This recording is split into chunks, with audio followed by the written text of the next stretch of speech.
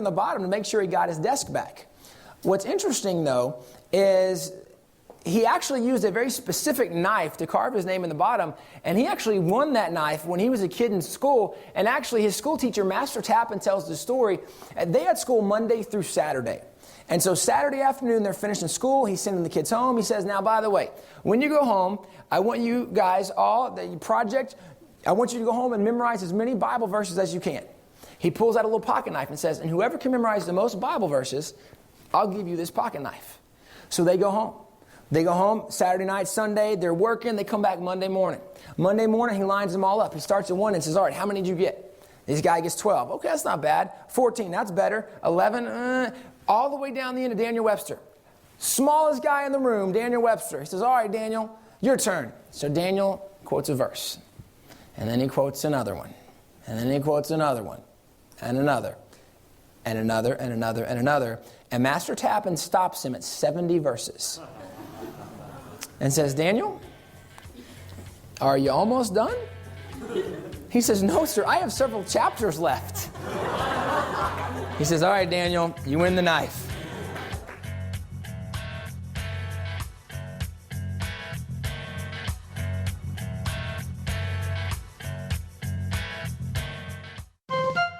This is David Barton with another moment from America's history. Today, numerous court decisions demonstrate that there's often a conflict between the courts, the law, and religion. Has this conflict always existed? Not according to James Wilson. James Wilson was a signer of both the Declaration of Independence and the Constitution. He was a law professor as well as an original justice on the U.S. Supreme Court. James Wilson saw no conflict between religion and the law. In fact, just the contrary. He declared, human law must rest its authority ultimately upon the authority of that law which is divine. Far from being rivals or enemies, religion and law are twin sisters, friends, and mutual assistants. Indeed, these two sciences run into each other. In the views of Founding Father James Wilson, religion and good civil law were inseparable. For more information on God's hand in American history, contact WallBuilders at 1-800-8-REBUILD. Let the torch of freedom burn.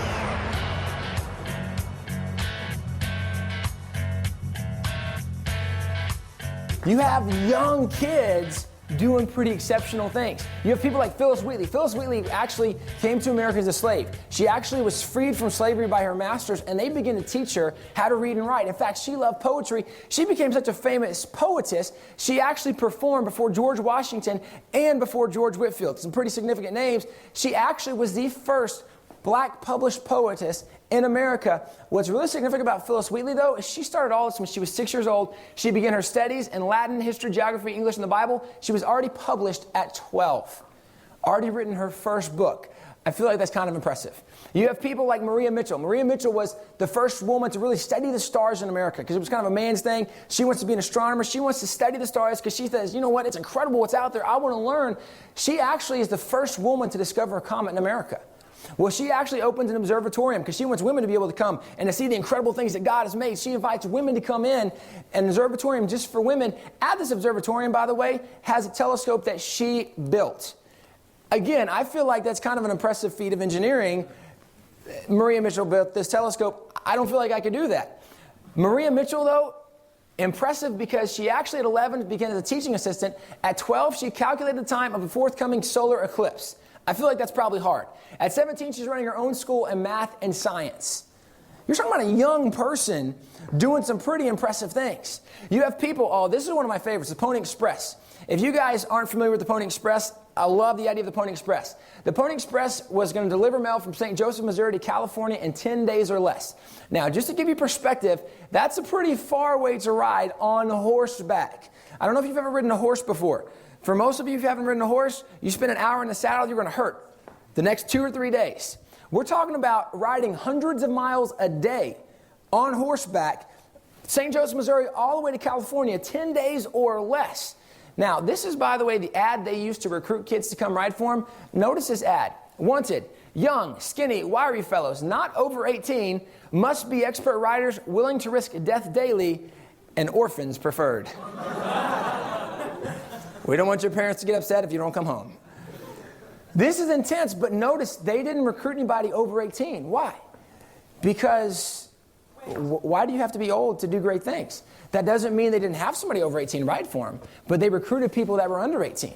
That's who they recruited. In fact, one of the guys who wrote for them was Bronco Charlie. Bronco Charlie started writing when he was 11 years old. You're talking about an 11-year-old going from St. Joseph, Missouri to California in 10 days or less. Now this kid, 11 years old, having to ride hours upon hours, hundreds of miles a day, sleeping for only a couple hours a night, fighting Indians. 10 hours Bronco Charlie's riding. Now that's really impressive, except for Bronco Charlie, he started at 8 busting broncs. So for him, man, it's no big deal. I'm 3 years older. I got this. 8 and 11? That's really young. You have people like Louise May Alcott. You might be a little more familiar with Louise May Alcott because she wrote books that you might know, Little Women, Little Men, things that we've heard of. But Louise May Alcott, she actually wrote her first poetry when she was 9, and by 16, she was already running her own school. That's impressive. You have people like John Clem. John Clem fought in the Battle of Chickamauga. And actually, one of the things they would do in those battles, if for cities that had the guys from their cities go and fight, they would actually report about the guys from their city when they got news. So the Indiana Register reported about John Clem. And John, or Little John as he was known, he was in the Army of the Cumberland. He was promoted for bravery by General Rosecrans to sergeancy. He's further promoted by General Thomas to lieutenancy and placed on his staff. So promoted for bravery to sergeancy and then lieutenancy, then placed on the officer's staff. Why is that impressive? Because he was only 12 years old. How would you like to have a 12-year-old military leader? Come on, guys.